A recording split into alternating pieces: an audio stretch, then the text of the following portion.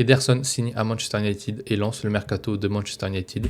C'est un transfert qui est estimé à 45 millions d'euros en provenance de l'Atalanta. 45 millions d'euros plus 5 millions de bonus.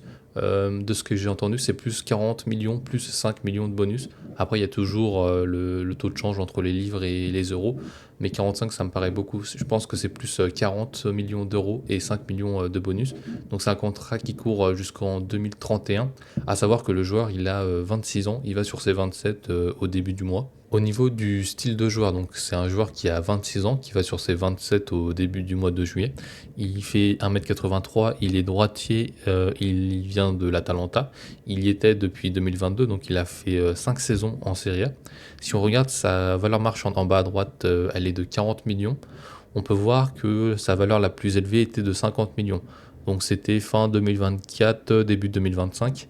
Donc on peut penser qu'il a perdu un peu de niveau, même si évidemment la valeur elle baisse un peu vu qu'il a pris un an de plus.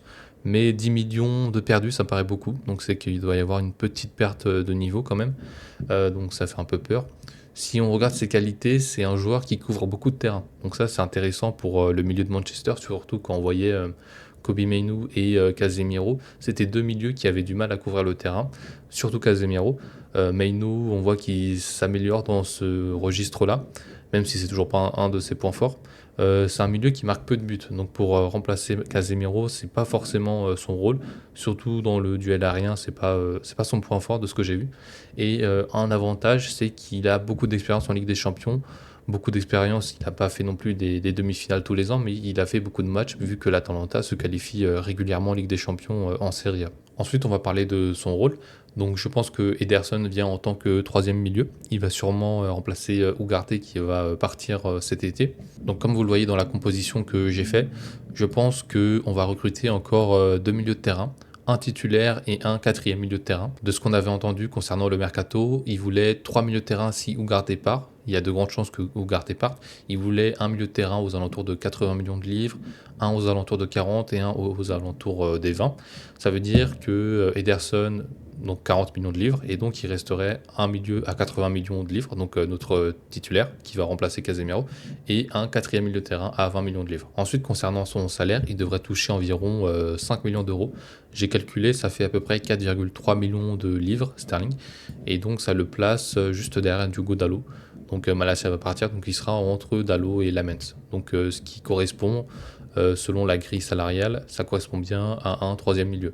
Sachant que Ugarte touchait quand même plus, il touchait 6 millions et quelques, sachant qu'il avait un contrat plus important avec le Paris Saint-Germain. Donc ça reste cohérent en termes de troisième milieu. Ensuite, concernant le mercato à venir pour Manchester, du coup, je pense qu'on va recruter un deuxième gardien pour combler le départ de Bayindia, sûrement qui va partir à Besiktas de ce que j'ai entendu. Un défenseur gauche, sachant que Diego Leon il est pas prêt, Hamas non plus, Dorgu il veut jouer plus haut, donc ça veut dire qu'il restera que Luke Shaw. Un attaquant gauche avec les départs de Sancho, Rashford, deux milieux centraux. Donc pour combler les milieux de Ugarte et Casemiro, un buteur, sachant que Zirkzee va sûrement partir, peut-être à la Roma. Donc dans les ventes, comme je viens de dire, Zirkzee à la Roma, Bayindir à Besiktas, Rashford peut-être à Barcelone, sachant que Barcelone ont l'air d'être à fond sur, comment il s'appelle, Anthony Gordon pour 80 millions d'euros.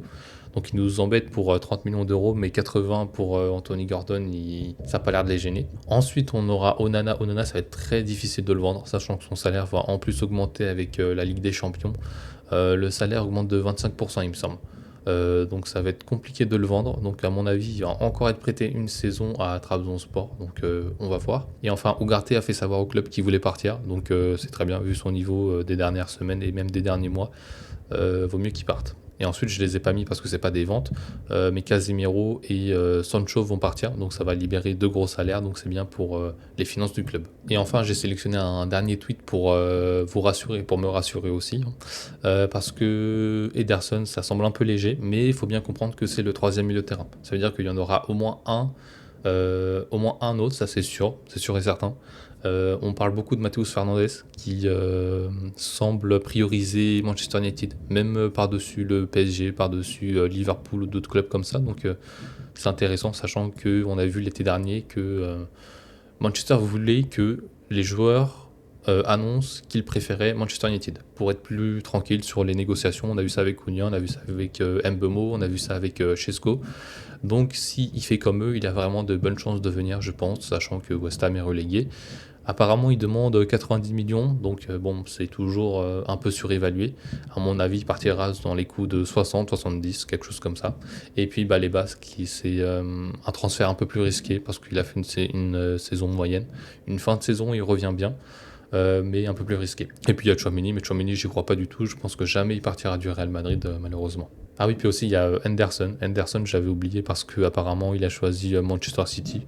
Donc déjà que même s'il avait choisi Manchester United, on n'aurait pas eu les fonds, je pense, pour sortir 120 millions de livres. Alors si en plus il choisit Manchester City, je pense que les chances qu'il vienne réduisent fortement.